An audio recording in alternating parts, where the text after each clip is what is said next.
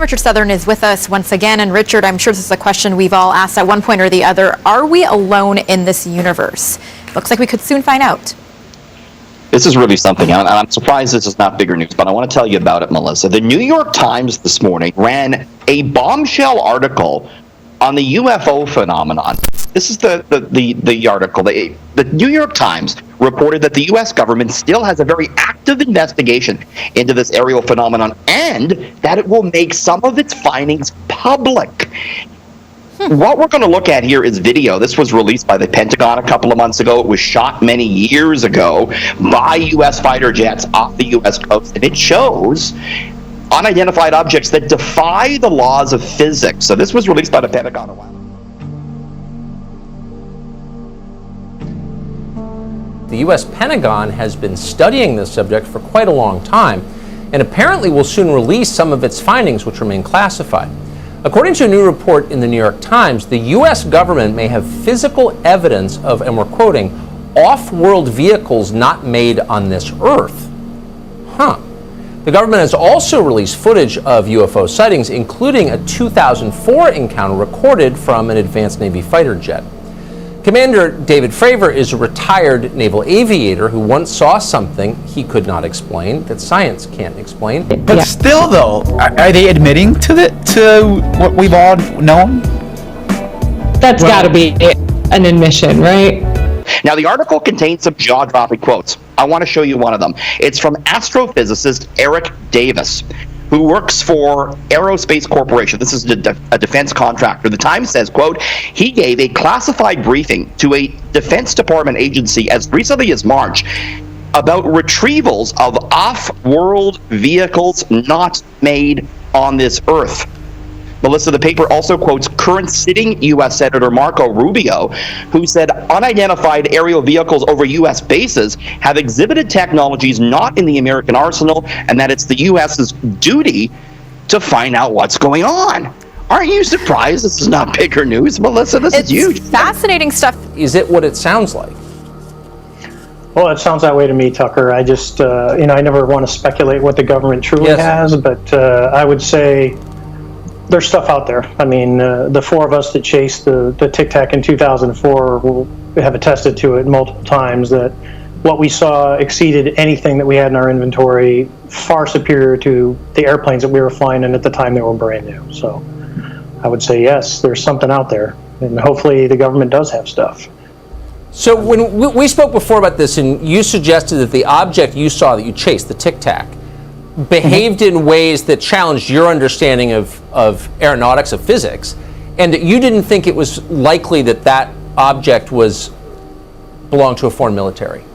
Do you think the U.S. government has concluded that this is not Russia, China, or some other country? I'm pretty sure of that, just by some of the phone calls that we have gotten, some of the people that we have talked to in the government, that they are unaware of what this is. And I think that ties directly with the East Coast sighting with the gimbal video. And I'd be willing to say, just because I'm in contact with a lot of these people, that there are more incidents that are starting to come out, that people are starting to report inside the government channels of things that they've seen. And I think you're seeing it from people in the past, because it always had that taboo to come out and talk about these things. You're now finding people from the past that are saying, hey, I saw this, I just was never told to report it, or when I did, I was told not to say anything. Yes. So I think since 2017, the world is starting to change because of the publicity, because of the attention of the Senate and the Congress. It seems our province is a hotspot for unidentified flying objects. Over the years, thousands have been reported for again, a number of years that have been logged, and some are truly bizarre. No way, it broke a sound barrier. I know. Late one afternoon this summer, Kent Graham saw something strange in the sky above Winnipeg. Something he simply couldn't explain. Your eye goes to it right away. It was like an orange sparkler coming down. The sparks went away, and it was just a globe of orange light that started just doing crazy moves. Moves he can't imagine any earthly object duplicating. It's unidentified, that's for sure. And just one of thousands of unexplained objects sighted in the skies over our province. Look at it, it's behind the tree. What is that? It seems Manitoba is a hotbed of UFO activity, with thousands of sightings stretching back to the earliest days of our province's existence. Picture this, 1792, that's quite a long time ago, and a lot of the West was still generally unsettled. David Thompson was in an area that was now around Thicket Portage in 1792, and it was winter, when they said that they had seen a mass of gelatinous luminosity moving through the air, and it actually approached them, and when it was in a few hundred feet of them, it dropped to the surface of the lake and vanished from sight. That's amazing, though. So today is a pretty exciting day. I mean, Netflix just launched their Unsolved Mysteries, and it's finally available for viewers to watch. In general, can you give me a little bit about the documentary series and what each episode will be focused on? Well, of course, we've primarily paid attention to the episode that has to do with the UFO sighting here in the southern Berkshires. But they deal with a variety of mysteries, from missing people to haunted houses to abductions, all the type of things that would be of interest to people where the mystery was never solved. So without giving away too much, what historical mystery occurred in the Berkshire County back in 1969? September 1st, 1969, a number of people had some very bizarre sightings, and they ranged from seeing a giant glowing disc right in front of them and then zipping away, to what appears to be actual abductions where the time was lost and they were somehow beamed into a ship. Now, there was a lot of phone calls into the local radio station right after this happened, but there was also a lot of ridicule that went on at the time, so a lot of the people just kind of kept it to themselves. It's only been in recent years where people have started to come forward and talk about their experience.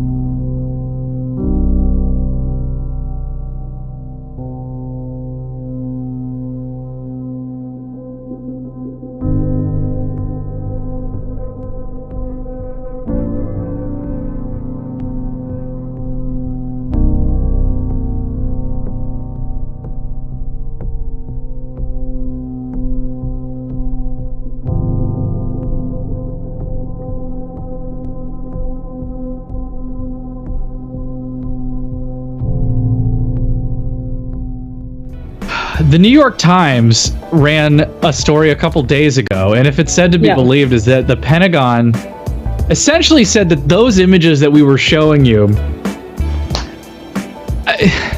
are off-world vehicles that were not made on this Earth. So yeah, that is the quote. Just as Joe Rogan, who I'm not one to quote ever, said, 2020 is just getting started. He has no idea. Yes, I'm glad you quoted Joe, because he did talk about this too. And oh my gosh, I mean, if this is what's to come for 2020, bring it on, dude. Because I want it all.